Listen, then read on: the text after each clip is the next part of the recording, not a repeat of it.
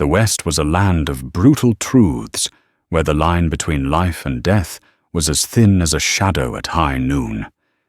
It didn't care about your past, your name, or the color of your skin. It only cared about survival. This is the story of a man who had forgotten how to live, a girl who refused to die, and a father whose love was twisted into a cry for war. It's a tale forged in the dust of the Texas Panhandle, where a single act of mercy was mistaken for an act of war, and a misunderstanding threatened to drown the plains in blood. What follows isn't just a story of guns and grit.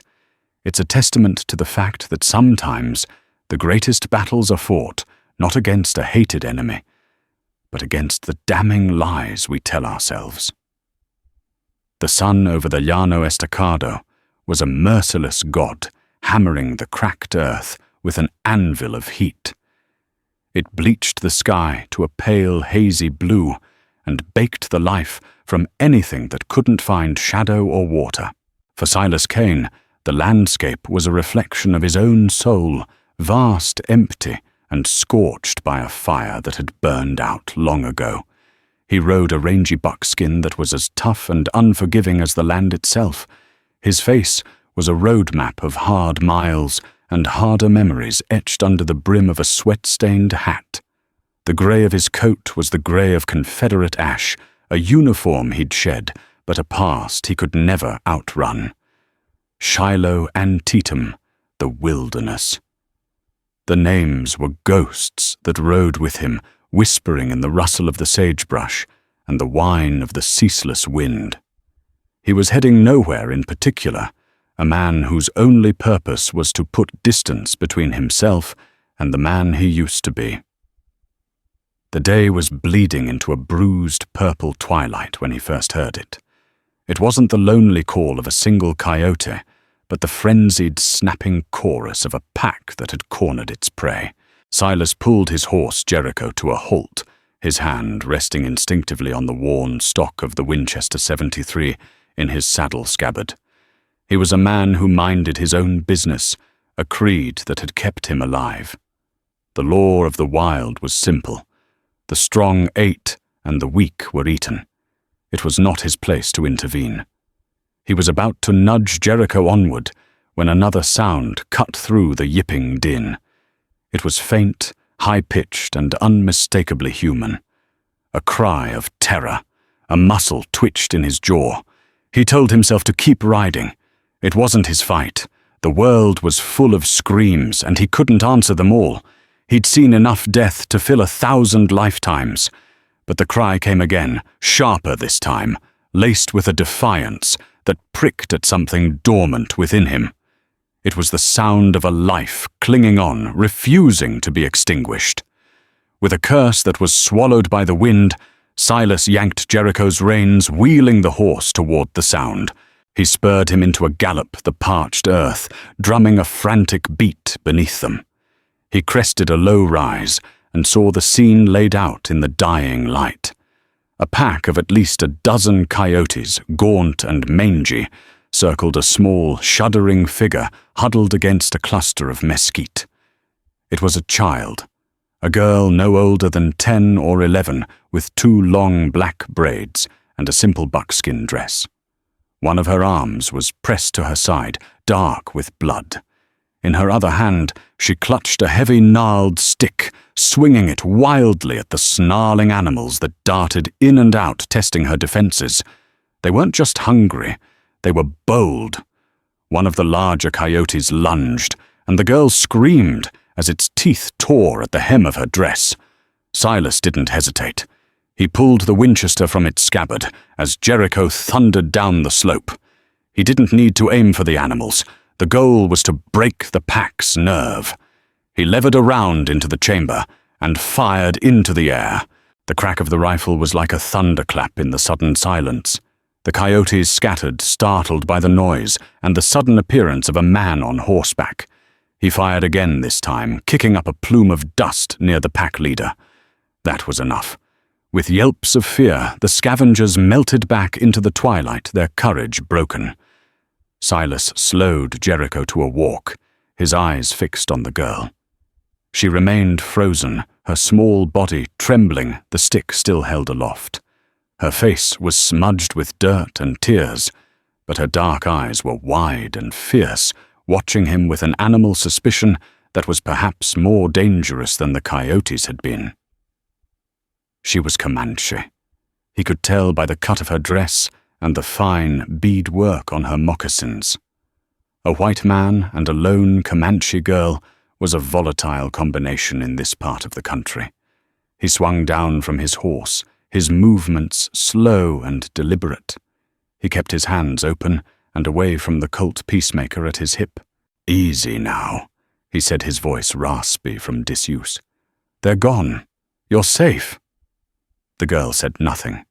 She didn't understand the words, but she understood the tone. Her grip on the stick loosened slightly, but her eyes never left his. He saw the gash on her arm now, an ugly tear in the flesh that was still weeping blood. It needed cleaning. He took a cautious step forward. She flinched and raised the stick again. Silas stopped. He looked around.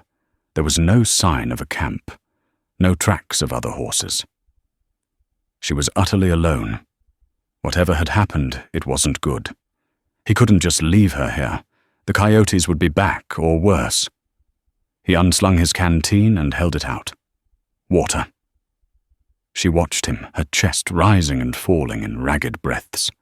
He set the canteen on the ground and slid it toward her with the toe of his boot. She stared at it, then back at him. Slowly, painstakingly, she lowered her stick and crept forward. She snatched the canteen and scuttled back to the relative safety of the mesquite, her eyes still locked on his. She drank greedily, the water spilling down her chin. When she was done, she set the canteen down, a silent acknowledgement.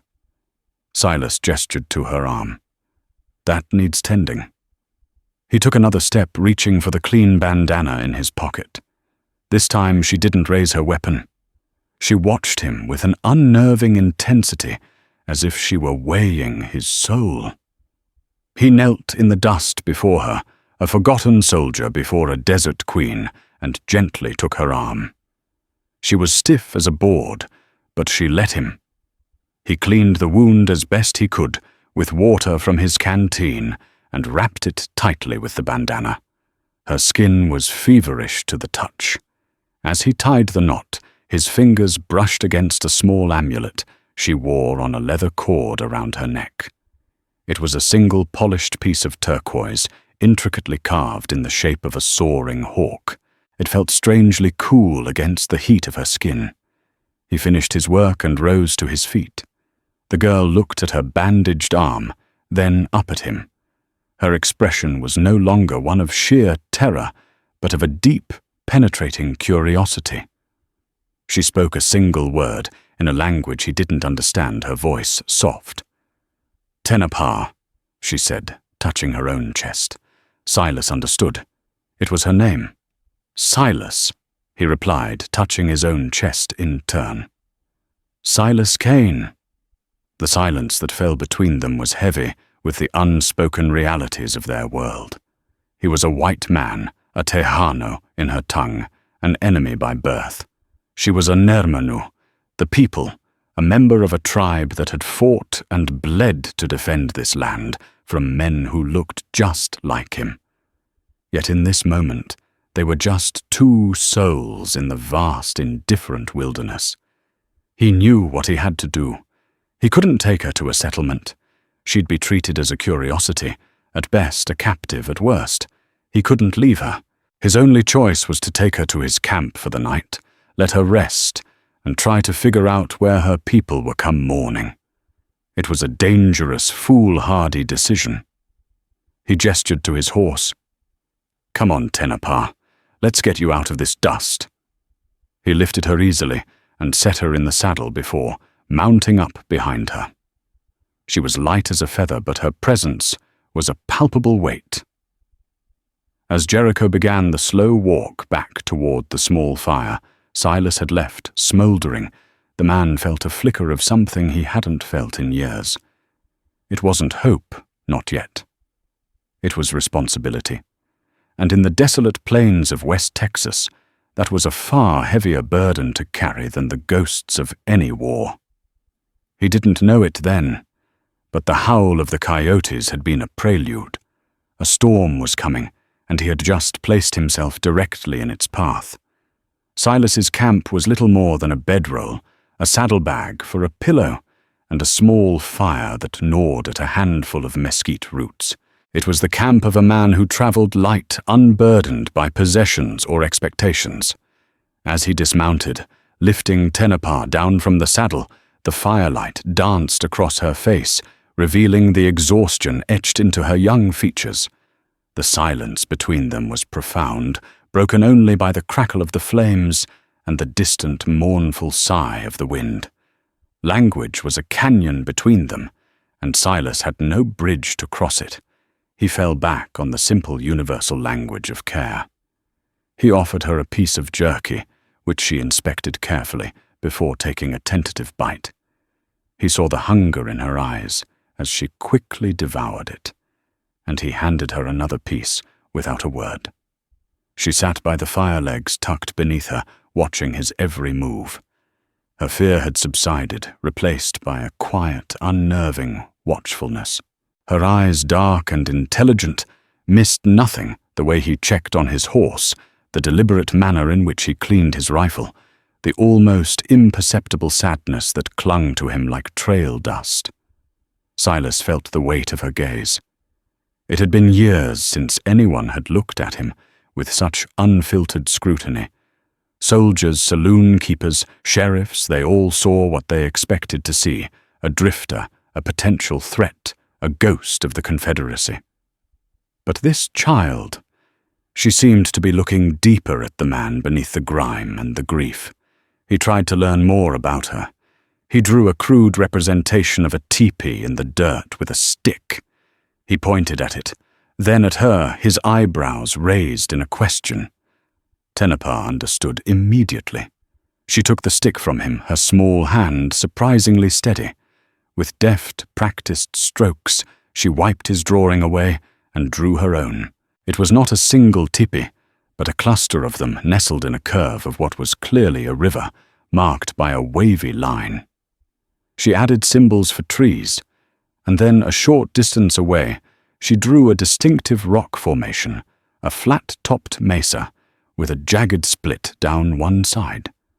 It was a map, a child's map, but a map nonetheless. Silas studied it, trying to place the landmark, the Brazos, the red.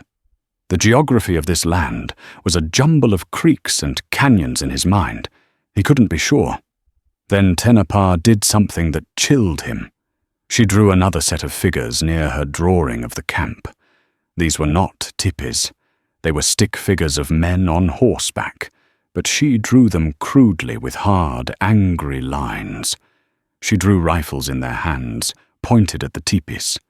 Then she stabbed the stick into the drawing of the camp, obliterating it with a small, violent gesture.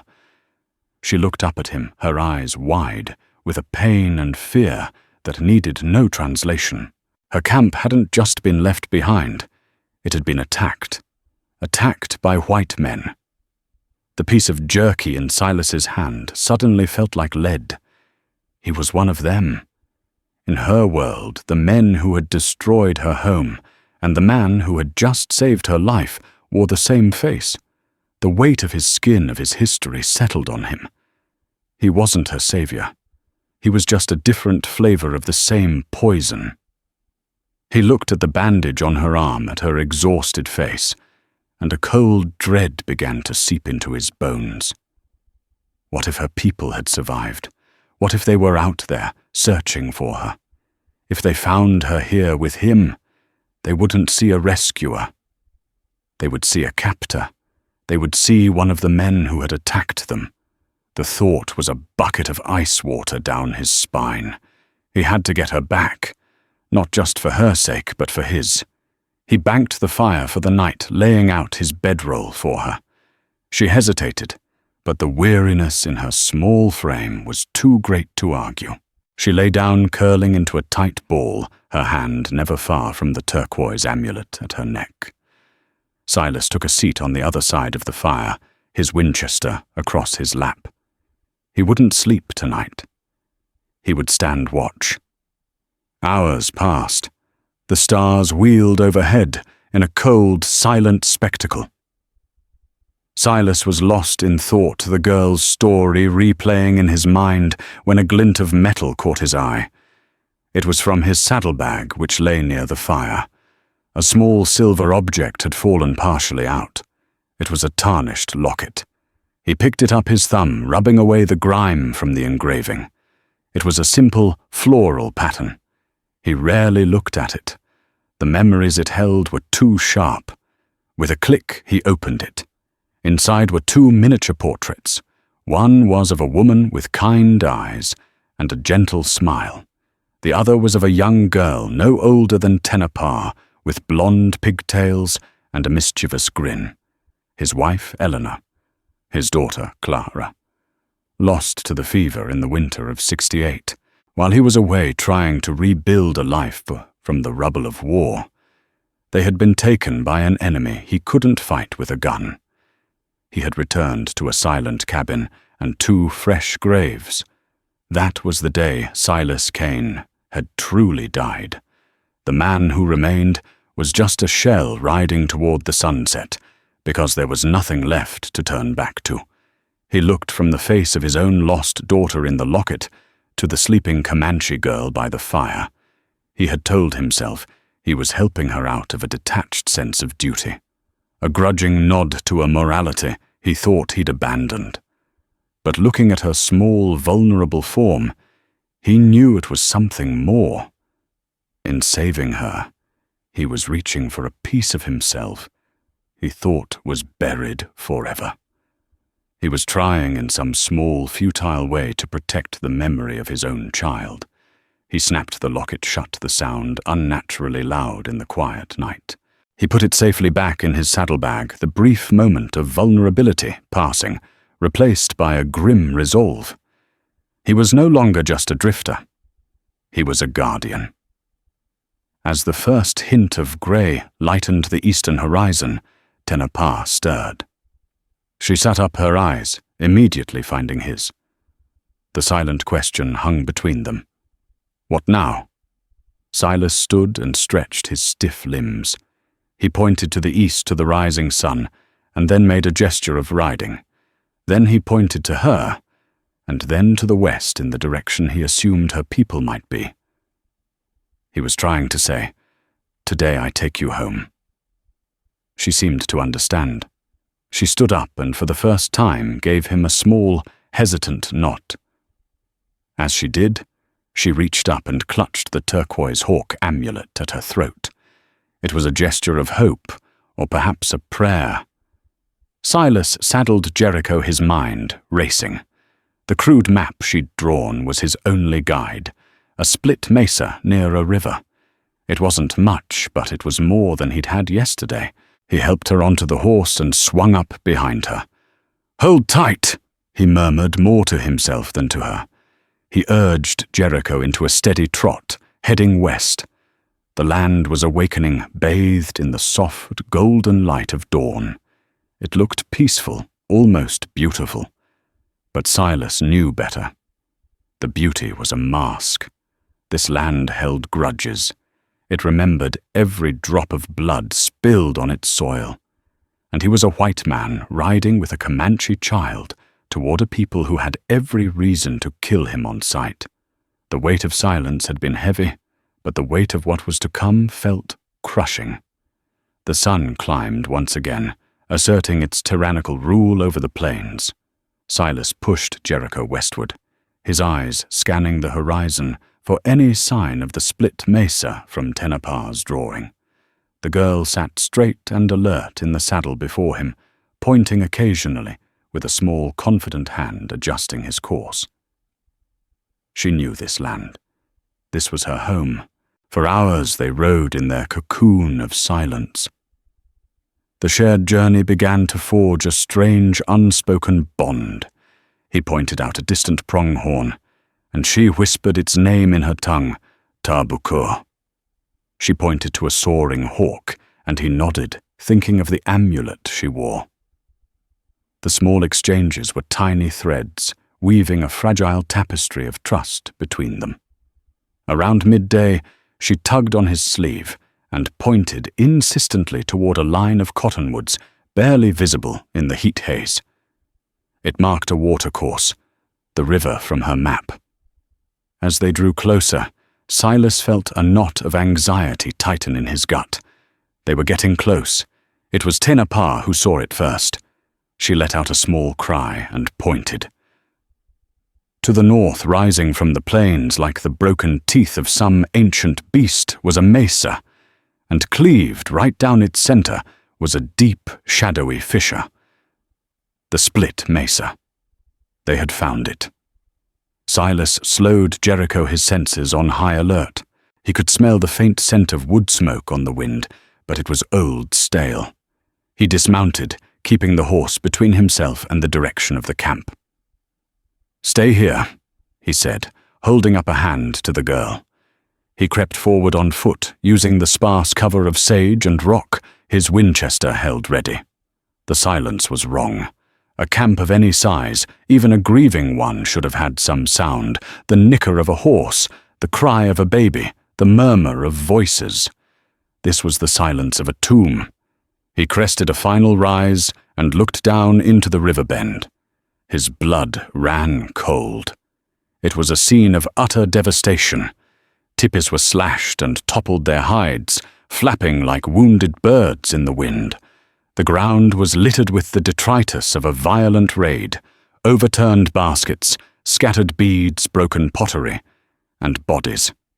He could see several forms lying still on the ground, covered in blankets, by someone who had returned after the slaughter. Buzzards circled high overhead, patient and obscene. This was Tenapa's home. This was the violence she had tried to draw in the dirt. A wave of fury and nausea washed over Silas.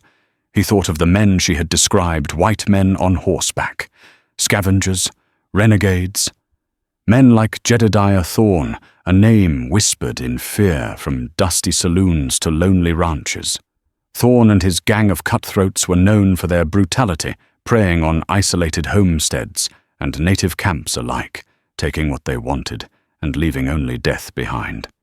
It had their signature of savagery written all over it. He backed away slowly, his heart aching for the little girl waiting for him. How could he show her this?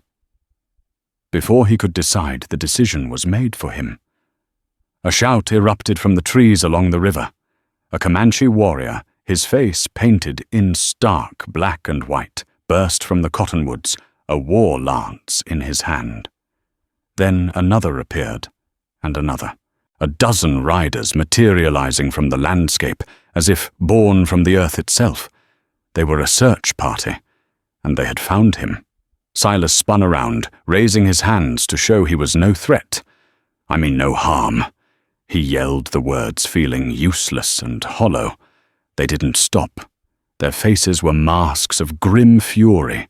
Their leader, a broad-shouldered man with eyes like chips of obsidian and a formidable eagle-feather headdress, urged his pinto forward.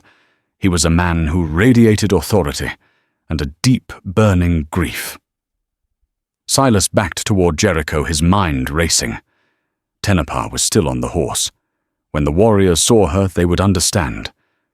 But they saw her, and they did not understand. They saw a white man, a Tejano, armed and standing over the rise from their ravaged camp. They saw their lost child sitting on his horse. The conclusion they drew was instant, logical, and lethally wrong. They saw a kidnapper, a murderer returning to the scene of his crime. The leader let out a roar of pure rage that was echoed by his men. It was the sound of a father's heart breaking. "Tenapa!" The warrior bellowed his voice, cracking with a pain that transcended language. At the sound of his voice, the girl scrambled down from Jericho and ran toward him. "Papa!"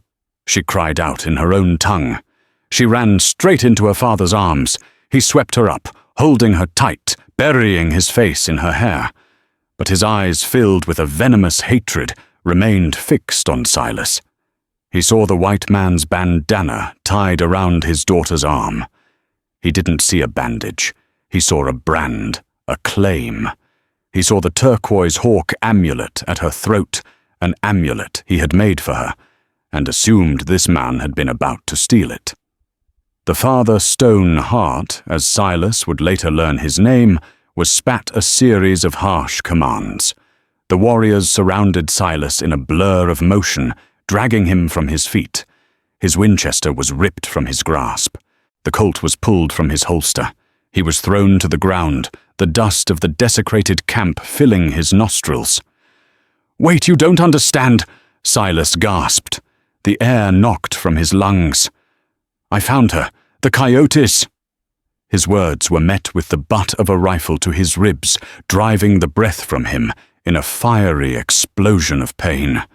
He looked up his vision, swimming, and saw Tenapa struggling in her father's arms, her small voice crying out, trying to explain. But Stoneheart was deafened by his rage and grief. He held his daughter, turning her away from the sight, convinced he was protecting her from the monster who had taken her. Silas was hauled to his feet, his arms wrenched behind his back, and bound tightly with a leather thong. He could feel the raw hatred of the warriors around him. They prodded him, cursed him in their tongue.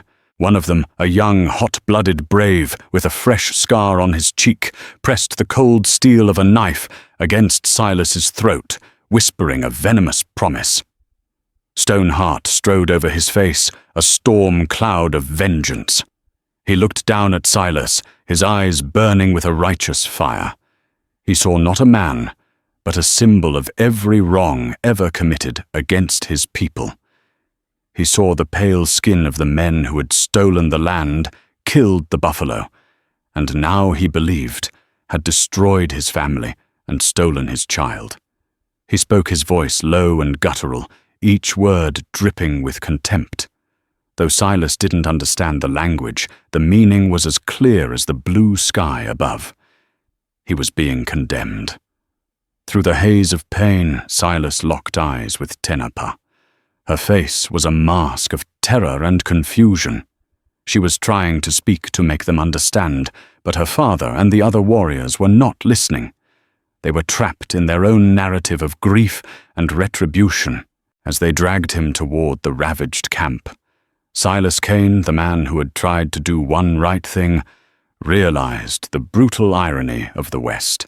His act of mercy had not brought salvation. It had brought him to this.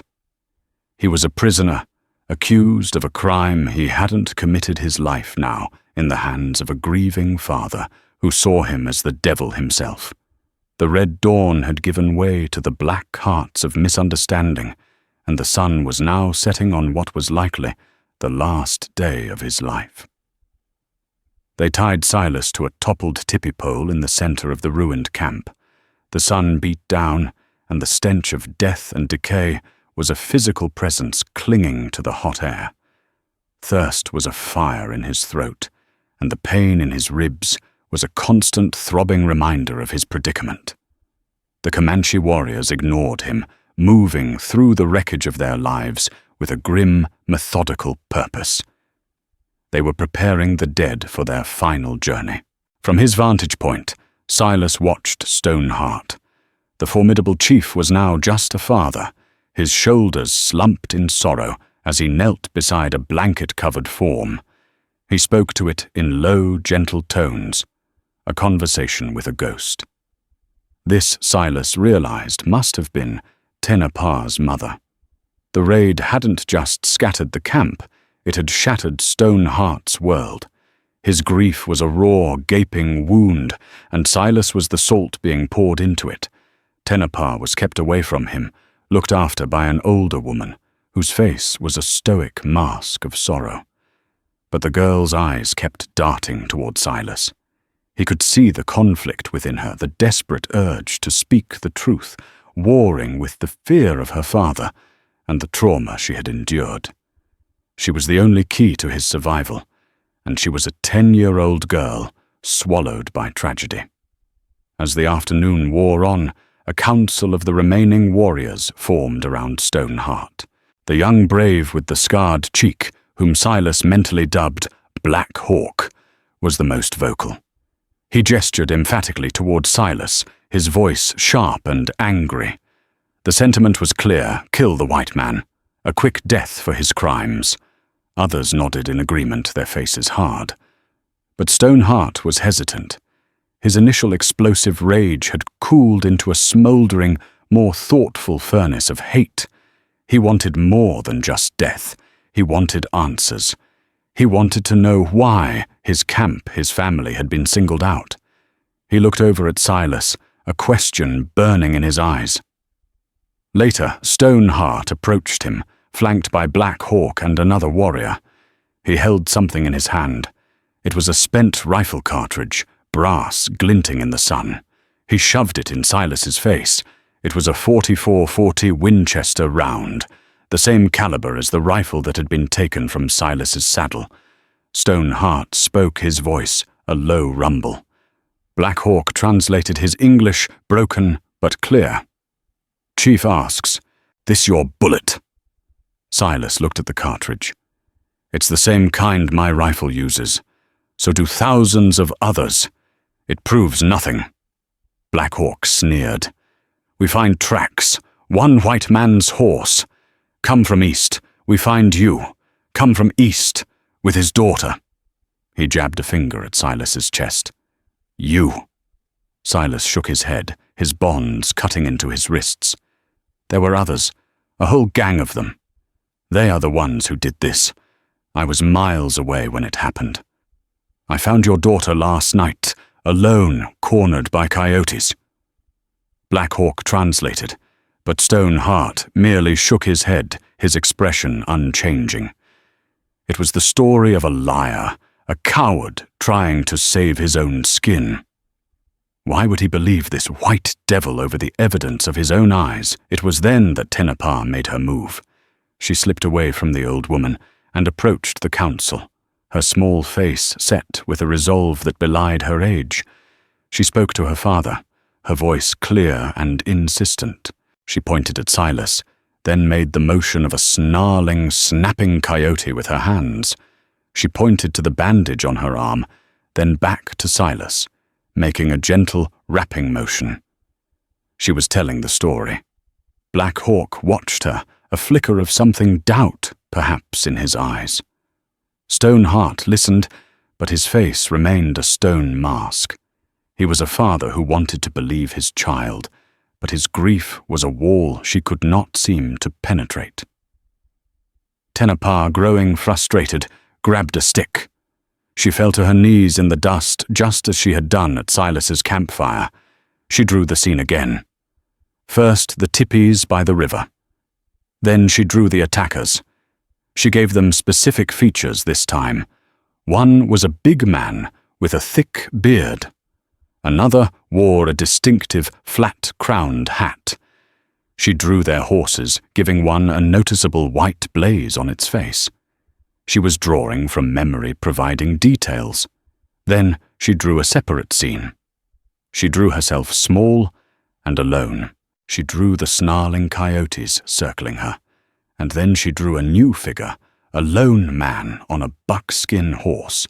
She drew him firing a rifle into the air, not at her. She drew him kneeling, giving her water, tending to her arm. The details were clear, the two events separate and distinct. Black Hawk knelt to study the drawings. He looked from the bearded man in the dirt to Silas's clean-shaven, haggard face. He looked at the drawing of the buckskin horse, then over at Jericho, who stood patiently nearby. The drawings were telling a different story from the one they had all believed. He spoke quietly to Stoneheart, pointing at the drawings. Stoneheart looked his jaw tight. For the first time, a crack appeared in his wall of certainty. He looked at his daughter, then at the prisoner.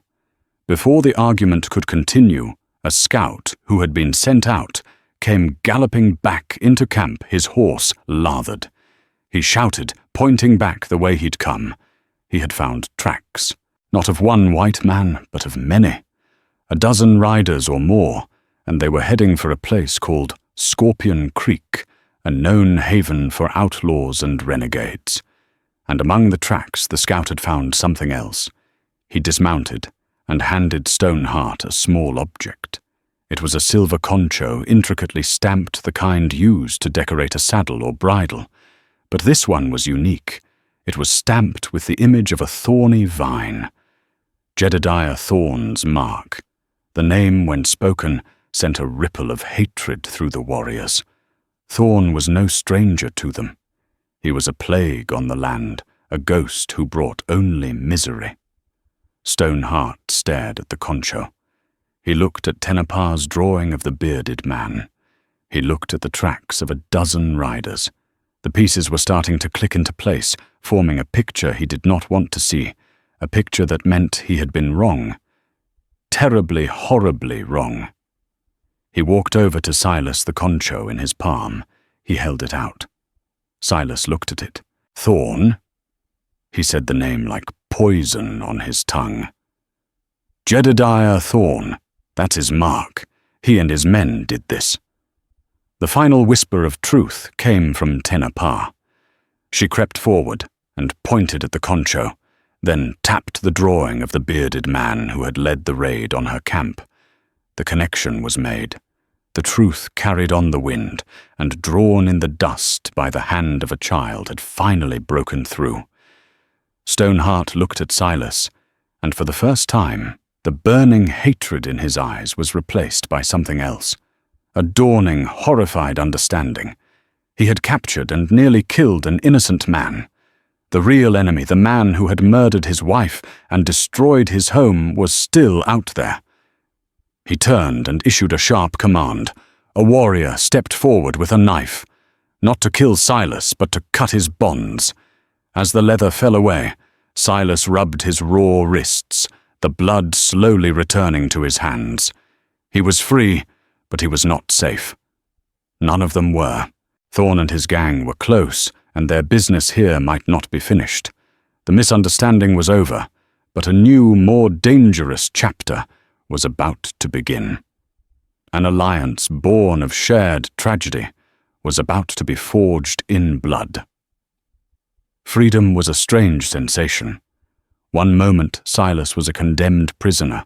The next he was standing in the center of the Comanche camp, his hands untied, the focus of dozens of uncertain, questioning stares. The air was thick with a new kind of tension.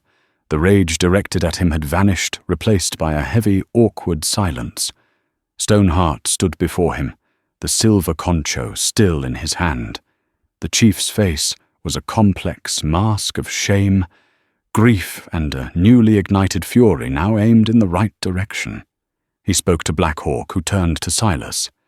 His own expression humbled. Chief Stoneheart, he says his grief made him blind. Black Hawk translated the words, coming with difficulty. He asks for your forgiveness. Silas looked at the proud warrior, at the devastation around them, at Tenapa hiding behind her father's leg, peeking out at him. Forgiveness was a currency he hadn't dealt in for a long time. There's nothing to forgive, Silas said, his voice raspy. He was a father protecting his child, I understand. He met Stoneheart's gaze. The men who did this, Jedediah Thorn, they are the ones who need to answer for it. A murmur of agreement went through the warriors. The name Thorn was a unifying cry. Stoneheart gave a curt nod, a silent acknowledgement of respect passing between the two men. He gestured for one of his men to bring Silas's canteen, and another returned his Winchester, and his Colt, handling them with a reverence they had not shown before. As Silas drank, the warriors began to move with renewed purpose. This was no longer a camp of mourners. It was a war party gearing up for vengeance. Horses were prepared, weapons checked. The dead were laid to rest with quiet, hurried ceremony. Their spirits promised justice. Silas knew he could leave. He could take his horse and ride away, disappearing back into the anonymity of the plains. It would be the smart thing to do, the safe thing. But as he watched Tenapah solemnly place a small, hand-painted stone on the grave of her mother, he knew he couldn't. His journey had become intertwined with hers, with her people's. Running now would be a betrayal, not of them, but of the flicker of purpose he had rediscovered within himself. He walked over to where Stoneheart was inspecting a formidable-looking warbow. "Thorns hold up at Scorpion Creek," Silas said. "I've heard of the place. It's a box canyon, easy to defend. Going in blind is suicide." Stoneheart listened, then replied in his own tongue, with Black Hawk translating. "We know the place. We will ride in. We will kill them all." "That's what they'll be expecting," Silas countered. "A frontal assault. They'll have rifles nested in the rocks, pick you off before you get halfway there. I was a soldier. I know how to fight men like that. There's another way." He drew in the dirt just as Tenapah had done. He sketched the layout of a typical box canyon. The entrance is a kill box, but there's always a back way, a high trail, a goat path, something. If you and your warriors create a diversion at the mouth of the canyon, draw their fire, I can take a few men, climb the rim, and come down on them from behind. We can catch them in a crossfire. The warriors listened, their skepticism warring with the clear military logic of the plan. A white man's tactics. But they were fighting a white man's enemy. Black Hawk seemed intrigued, pointing to the drawing and asking questions in his own language. It was a risky gambit, trusting their vengeance to the strategy of an outsider who hours ago had been their prisoner. Stoneheart considered it, his dark eyes, studying Silas's face, searching for any hint of deception. He saw only a grim determination that mirrored his own. He gave a single decisive nod. The alliance was sealed. As dusk began to settle, casting long shadows across the plains, they prepared to ride. Stoneheart approached Silas, leading a powerful-looking war pony, its face painted with symbols of strength and sorrow. He offered the reins to Silas. Jericho was a fine horse, but tired from the long ride. This pony was fresh bred for battle. It was a profound gesture of trust. "He says this horse is named Wind Drinker," Black Hawk said. "He will carry you fast." Silas accepted the reins. "Tell him I'm honored." Before they mounted, Tenapah came to him. She held out her hand. In her palm was the turquoise hawk amulet from her neck. She offered it to him. Silas gently closed her hand back around it. "No," he said softly, looking her in the eye. "You keep it. It kept you safe. It will keep you safe until we return." He gave her what he hoped was a reassuring smile. "Your father is a great warrior, and he's got a little bit of help this time." A look of understanding passed between them, a bond forged in fear and rescue. She nodded and stepped back, clutching the amulet tightly. The war party rode out as the moon began to rise, a silent column of ghosts against the silvered landscape. Stoneheart led the main force of about 15 warriors. Silas, accompanied by the now trusting Black Hawk and 3 other skilled braves, peeled off to the south, beginning their long, arduous climb to the canyon rim. The air grew cold as they ascended. They moved in silence, their moccasins making no sound on the rock. Silas's past life came rushing back to him, the night marches, the tension, before a battle, the cold weight of a rifle in his hands. But this felt different. He wasn't fighting for a flag or a cause he no longer believed in. He was fighting for a little girl's future, for a father's honor, and for the soul of a man named Silas Kane. As they reached the lip of the canyon rim, they could see the flicker of campfires below. They could hear the faint sounds of rough laughter and drunken singing. Thorn's gang. They were celebrating their bloody work, confident in their sanctuary. Suddenly, a war cry echoed from the mouth of the canyon. Stoneheart had begun the attack. Gunshots erupted, the sharp cracks of rifles echoing off the canyon walls. The diversion had started. Down below, Thorn's men scrambled for cover, firing blindly into the darkness toward the source of the attack. "Now," Silas whispered to Black Hawk. This was the moment. He chambered a round in his Winchester. Beside him, Black Hawk notched an arrow to his bow. An alliance forged in blood was about to be tested by fire. They began their descent into the darkness, moving toward a reckoning that had been a long time coming. The descent into Scorpion Creek was a treacherous dance with gravity and shadow.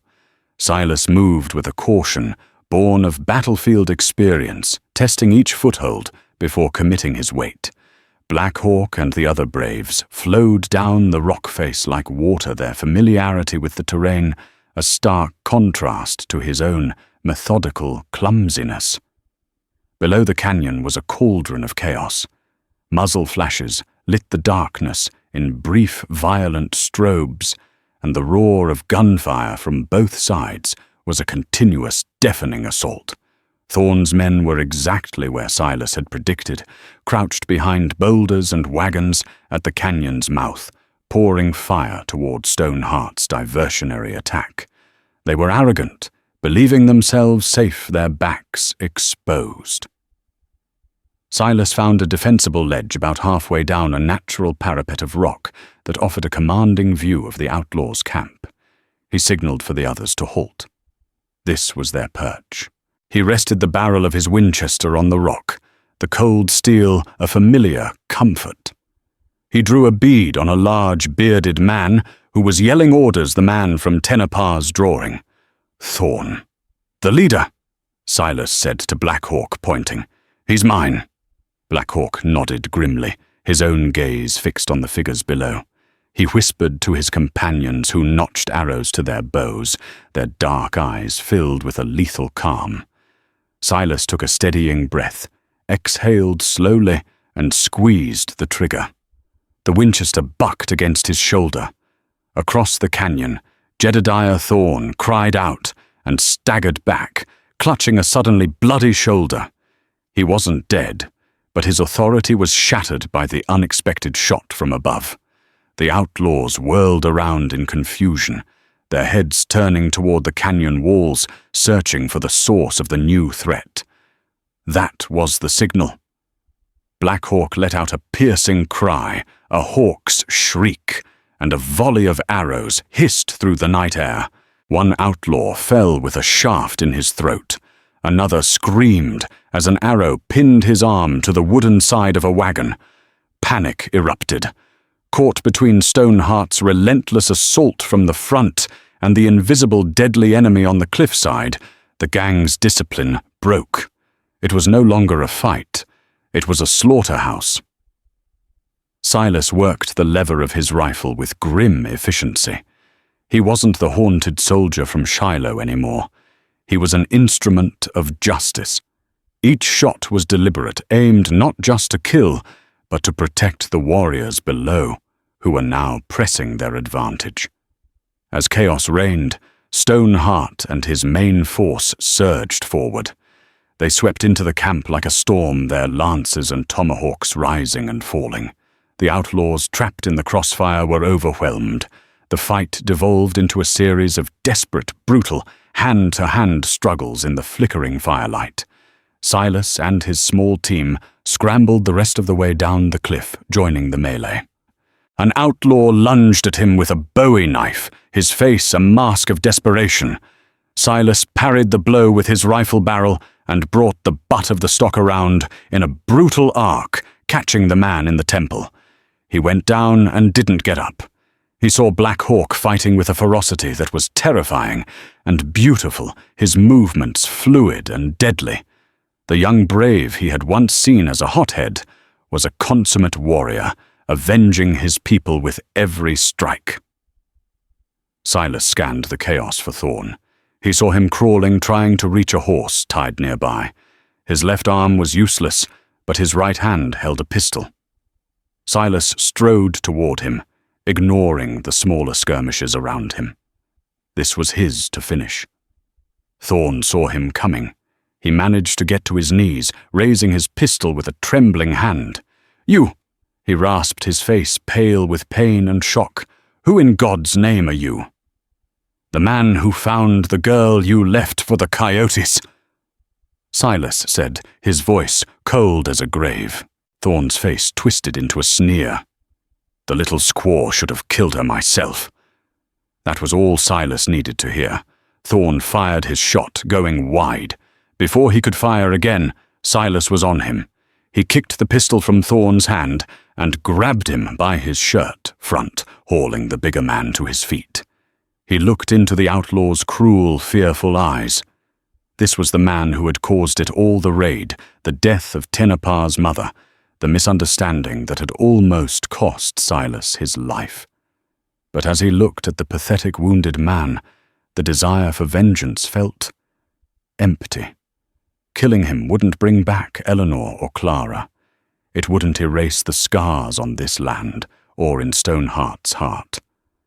The decision was taken from him. A shadow fell over them both. It was Stoneheart. His face was painted with sweat and dirt, his eyes burning with a fire that eclipsed the campfires. He looked at Thorn, then at Silas. He held a tomahawk in his hand, its stone head stained with the blood of his enemies. Silas understood. This was not his justice to claim. He shoved Thorn toward the Comanche chief and stepped back. Stoneheart said nothing. He simply looked at the man who had murdered his wife. The air grew still around them.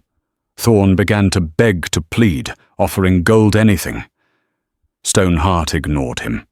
He raised the tomahawk. It was not an act of rage, but one of solemn, terrible finality. A debt being paid. A spirit being put to rest. When it was over, a profound silence fell over Scorpion Creek, broken only by the groans of the wounded and the crackling of the fires. The battle was won.